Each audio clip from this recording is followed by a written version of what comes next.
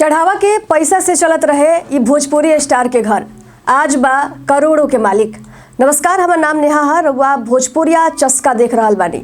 आज भले ही रवि किशन दमकत चमकत जीवन जी रहल बानी, लेकिन एगो समय रहे कि बहुते गरीबी में अपन जीवन गुजरले रहनी।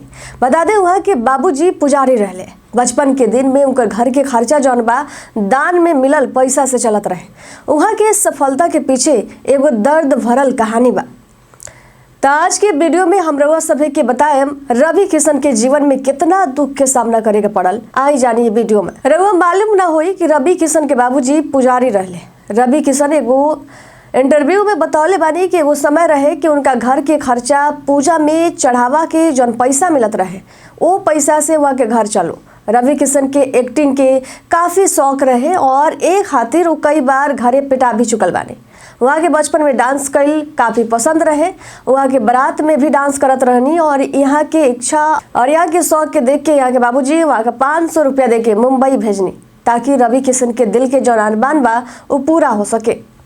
इतना ही ना, एगो पुरान साक्षात्कार में रवि किशन इहो बतौले बाड़े कि वहाँ के पिता वहाँ के डांस देख के हमेशा डांटत रहनी और ई कहत रहनी कि ई नीच काम करी, नचनिया बनी, पूजा पाठ एकरा के करे के चाही।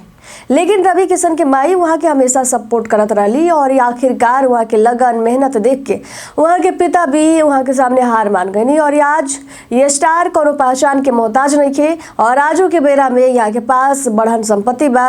ये स्टार करोड़ों रुपया के मालिक बानी। रवि किशन के दुख देख के वहाँ के जीवन से ये सीख मिलत बा कि हालात चाहे जैसन भी होके अगर मन में लगन आ मेहनत हुई तो कौनो सपना पूरा हो सकेला। रवि किशन के कहानी हमने के सिखावेला कि सपना देखी, मेहनत करी आ कबो भी हार मत बानी।